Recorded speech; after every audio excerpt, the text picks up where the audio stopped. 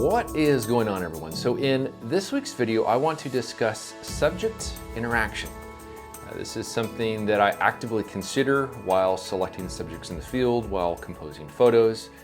And I think it's also responsible for creating a connection between the viewer and the work.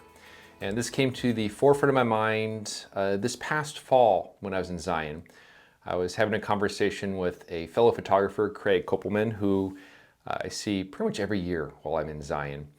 And he was telling me about how he thought he found these two pine trees that I had photographed back in 2021.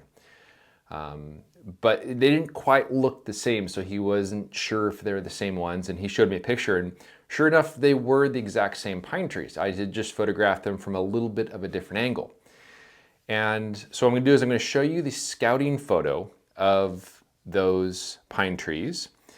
So this right here is my scouting photo. And one thing that came to mind with that is that these trees, they're standing perfectly parallel with one another, and they're almost like they're ignoring each other. And oftentimes having an even number of subjects within a composition is a little bit tricky. Having two trees can be a little bit tricky, especially if they're just standing there ignoring each other. And so what happens is I started moving around the scene, try to see if I could find some sort of different viewpoint. And I found that by moving around the side a little bit and angling up, this right here is the scouting photo I shot. And because of the perspective, those two trees are now leaning toward each other. And that is basically what I went with for my final composition. So this right here is the final photograph of that scene taken on the 8x10. And this really came to mind when it comes to subject interaction, is because when I looked at that scene, first of all, I saw that you had these two beautiful trees against a clean background, but they were in no way whatsoever interacting. And it was just a photo of trees. It didn't have a sense of story to it. But by moving around, now those trees are leaning toward each other and their branches are interacting a bit more. The larger tree on the right there has some large dominant branches. It almost looks like a person standing there, kind of their arm out, embracing the other tree. And when that happens, then you start to develop this sense of story. And I think this is what's really important when it comes to creating work that has some degree of connection with the viewer. Because if you can appeal to the viewer on an emotional level, then you start creating something more than just a photo of two trees. This is something that pretty much every single photo I have that has some degree of subject interaction. It's not a large number of my photos, but I think it's something special when you can find that connection. But when I went through all the photos I've taken and I selected a handful of samples that really display this sense of subject interaction, on every single one of those photos, it was on the forefront of my mind while I composed the scene and took the photo. It wasn't something I simply discovered afterward by happenstance. So as far as some other examples of that, this is a photo of some roots and some rocks I took on last year's fall trip. And I want to see if you can spot the subject interaction within this photo that I was drawn to when I composed it. If you said the interaction between the roots and that rock there, you're right on, because that's exactly what I was thinking.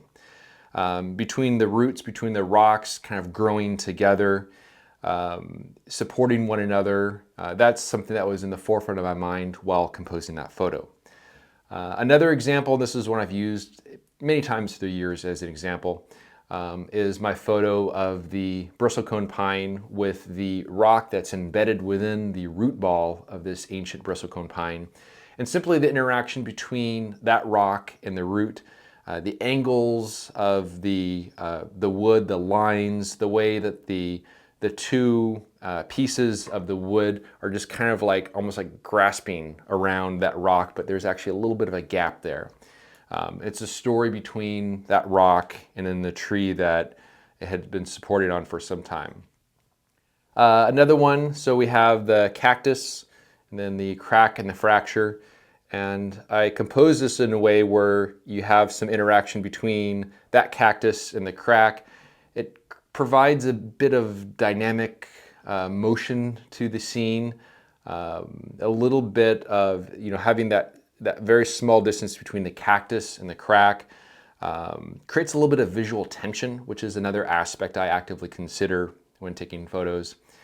And then another one, so is this tree, fallen cottonwood tree with these little tufts of grass in the foreground.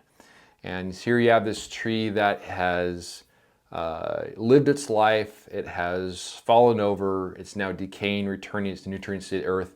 It seems to be cradling those grasses, it seems to be cradling the new life that's coming in. And there's some other examples as well in the photos, but it does seem like if I'm able to find some degree of subject interaction between multiple subjects within that frame, that's where you have the ability to help build a sense of story. And it's through that story that you evoke motion, evoke emotion, and possibly motion, I don't know. But you evoke emotion in the viewer. And I think that is something that we can do to transcend simply taking a picture of something as it is, but to make it where it's a bit more than that.